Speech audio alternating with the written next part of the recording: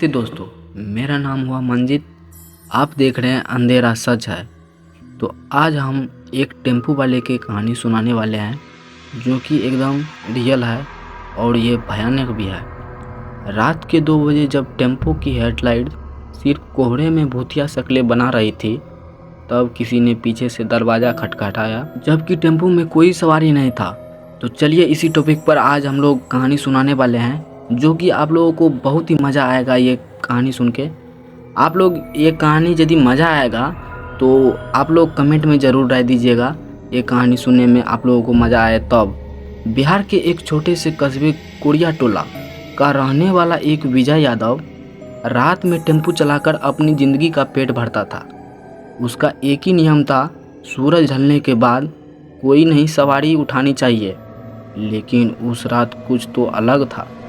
विजय की बीवी सीमा ने दरवाजे के निकलते ही वक्त कहा था, आज मत जाना, आज अमावस की रात है और तुम जिस रूट पर जा रहे हो वहाँ पिछले महीने ही बलात्कार हुआ था। टेम्पू लाशों से भरा मिला था। विजय हंसते हुए बोला, अरे भूत प्रेत सब मन का वहम है, पेट तो भूत नहीं भरेंगे ना। टेम्पू की चाबी घुमाते ही अजीब सी आवाज़ हुई, जैसे किसी ने सांस ली हो। रात के 1 बजे विजय सुनसान ब्रह्म बाबा मोड़ से गुजर रहा था। अचानक सड़क के किनारे एक औरत ने हाथ दिया। सफ़ेद साड़ी में, सिर झुका हुआ था, बाल खुले और पैरों में घुंघरू। विजय रुक गया। कहाँ जाना है बहन जी? उसने सिर उठाया ही नहीं, बस धीमे से कहा, पीछे बैठने दो। विजय को थोड़ा अजीब लगा, फिर भी मान गया। जैसे ही वह टेम्पू में चढ़ी, ठंडी हवा का झोंका आया और टेम्पू में एकदम सन्नाटा छा गया। विजय ने शीशे से देखा, पीछे कोई नहीं था, पर अगले ही पल उसके कानों में वही औरत बोली, दाएं मोड़ लेना, वहाँ मेरी मंजिल है। विजय ने दायां मोड़ लिया। ये रास्ता उसने पहले कभी नहीं देखा था। चारों तरफ ऊंचे पेड़, घना जंगल और रह रह कर सुनाई देती है एक औरत की हंसी। विजय को महसूस हुआ टेम्पू अब खुद ब खुद चल रही है। विजय ने पूछा, कौन है तुम? उत्तर आया, जिसे तूने बैठाया अब उतार नहीं सकता। विजय ने ब्रेक मारे, पर टेम्पू रुका नहीं। पीछे से टप टप टप की आवाज़ आई। विजय ने शीशे में देखा, पिछली सीट पर खून जमा हो रहा था। किसी ने दीवार पर अपनी उंगलियां से लिखा था, मुझे यहाँ मत लाना। टेम्पू की लाइट बार बार बंद हो रही थी और मोबाइल नेटवर्क गायब। अचानक टेम्पू रुक गया। एक जला हुआ घर के सामने था और उस घर पर लिखा था, रात के बाद यहाँ जो भी आता है लौट कर नहीं जाता। विजय डर के मारे कांप रहा था। उसने टेम्पू से उतरकर पीछे देखा, वहाँ कोई नहीं था। लेकिन अगले ही पल उसी औरत की आवाज़ आई, तेरा टेम्पू अब मेरा है। चारों ओर से कई और औरतें निकलकर विजय को घेर लिया था।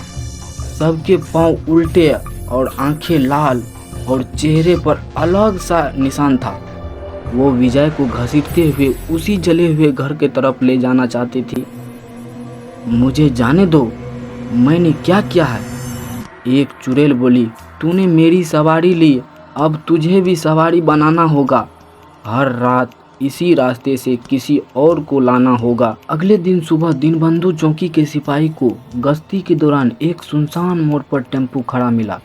उसका इंजन चालू था, लाइट जल रही थी, लेकिन ड्राइवर गायब। पीछे की सीट पर लिखा था, अब हर रात एक नई सवारी चाहिए। लोगों ने कहा विजय शहर छोड़कर भाग गया है, पर कुछ लोगों का कहना है अगर आप ब्रह्म बाबा मोड़ से 1 बजे रात को गुजरते हैं तो टेम्पू धीमे धीमे आपके पीछे आता है और उसमें सवार कोई दिखता नहीं, बल्कि आंखें आपके भीतर झांक रही होती है, आत्मा का। जिसने उस टेम्पू में एक बार कदम रख लिया, उसके लिए कोई रास्ता वापस नहीं बचता। पूरा 1 साल बीत गया। विजय यादव के गायब हुए कोड़िया टोला अब उस मोड़ को भूतिया टर्न कहता था। कोई भी रात को उधर नहीं जाता। लोग कहते हैं वहाँ हर अमावस की रात टेम्पू आता है बिना ड्राइवर के। उस साल के अंत में अरुण पासवान नाम का नया ड्राइवर गांव में आया। उसे इस बात की विश्वास नहीं था, भूत वूत ये झूठ है। मैं आम विश्वास की बात नहीं करता हूँ। उधर से टेम्पू लेकर गुजरा। उसने कहा, गांव वाले ने बहुत रोका पर अरुण नहीं माना। रात के 12:30 बजे अरुण अपने टेम्पू को लेकर ब्रह्म बाबा की मोड़ से निकला। रात गहरी थी, हवा में ठंड और सन्नाटा तैर रहा था। जैसे ही वो मोड़ पर पहुंचा, उसके टेम्पू के सामने एक और टेम्पू खड़ा हो गया। पुराना जंग खाया पर उसका इंजन चल रहा था। विजय का ही टेम्पू था। अरुण ने हॉर्न मारा, कोई हलचल नहीं। वो उतरा और टेम्पू के पास गया। पीछे की खिड़की पर खून से लिखा था, तू आया है तो जाना मना है। अरुण जैसे ही पलटा, उसके सामने विजय खड़ा था।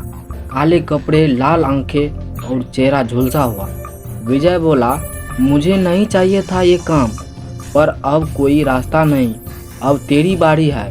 अरुण पीछे हटा पर टेम्पू के दरवाजे खुद ब खुद खुल गए। एक घातक आवाज़ आई, टेम्पू को रुकने मत देना, वरना तू भी इस जंगल का हिस्सा बन जाएगा। वरुण को जबरन अंदर खींच लिया और सीट पर बैठा लिया। अब वरुण टेम्पू चला रहा था, लेकिन अपने होश में नहीं। रास्ते में उसे दिखाई देने लगी धुंधली आकृतियाँ जो कभी आदमी थी, अब परछाई बन गई। एक बूढ़ा आदमी बोला, मैं पिपरा गांव से बैठा था, घर नहीं पहुंचा अब तक। एक औरत बोली, मेरी गोद में बच्चा था, दोनों आज तक इसी रास्ते में भटक रहे हैं। वरुण की आंखें से आंसू बहने लगे, लेकिन हाथ ब्रेक पर नहीं जा पाए। उस रात वरुण को एक सपना आया। नहीं, सपना नहीं, सच का आईना। उसे दिखा, विजय जब पहली बार उस औरत को बैठा रहा था, वो सिर्फ आत्मा नहीं थी, शापित आत्मा थी, जो हर 100 साल में एक ड्राइवर को चुड़ैल की सेवा में भेजती है। हर चुड़ैल को जिंदा रहने के लिए इंसानों की आत्मा चाहिए होती है, और टेम्पू उनका जरिया बन चुका था। विजय का एक माध्यम था जो अब खुद अपने वश में नहीं था। वरुण को आवाज आई, या तो तू हर रात किसी को यहाँ लाएगा या तेरा शरीर राख बन जाएगा। अरुण ने देखा उसका शरीर धीरे धीरे राख जैसा हो रहा था। तभी उसे ख्याल आया, अगर इस टेम्पू को आग लगा दिया जाए तो क्या आत्मा मुक्त हो सकती है। अगली रात अरुण ने टेम्पू में पेट्रोल छिड़का और खुद उस पर बैठ गया। उसने मोड़ पर जाकर इंजन स्टार्ट किया और जैसे ही पहली आत्मा चढ़े, उसने माचिस जला दी। टेम्पू में आग लग गई। आत्माएं चिल्लाई, चीखे, गूंज उठी। विजय दौड़कर आया, तू क्या कर रहा है ये सब, तू नहीं समझेगा। अरुण चिल्लाया, समझ गया हूँ, अब और किसी की जान नहीं जाएगी। पूरा टेम्पू धू धू कर जलने लगा। एक एक कर आत्मा रोशनी में बदलकर आकाश में उड़ गई, वो भी मुक्त। सुबह जब गांव वाले वहां पहुंचे, उन्हें राख में जला हुआ टेम्पू मिला और एक आदमी बेहोश पड़ा था। अरुण था वो जिंदा था लेकिन बोल नहीं पा रहा था। जब होश आया उसने सिर्फ एक बात कही, अब कोई नहीं आएगा, अब रास्ता बंद हो चुका है। लेकिन रात के ठीक 1 बजे गांव की औरत गुड्डी ने सुना, कोई धीरे से कह रहा है, बैठो बहन जी, दाएं मोड़ लेना।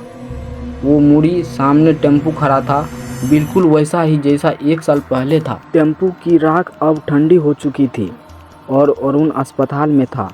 डॉक्टरों ने कहा, ये आदमी बोलता नहीं पर हर रात नींद में सिर्फ एक ही बात दोहराता है, टेम्पू मत चलाना, वो लौट आएगा। गांव वालों ने मोड़ पर एक मंदिर बनवा दिया जहां हर रात अमावस को दिया जलाया जाता है, आत्माओं को शांति के लिए। पर उस रात जब पंडित जी ने पूजा खत्म की, मंदिर की सीढ़ियां पर एक काली परछाई दिखी, गीले बाल, उल्टे पांव और हाथ में टेम्पू की चाबी। उसने धीमे से कहा, सवारी अब अधूरी है। अब साफ हो गया, टेम्पू जला जरूर था लेकिन वो शराब नहीं टूटा।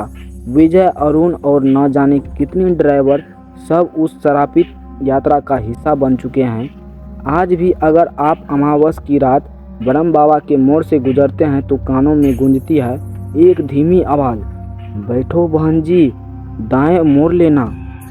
और फिर आप कभी लौटकर नहीं आते।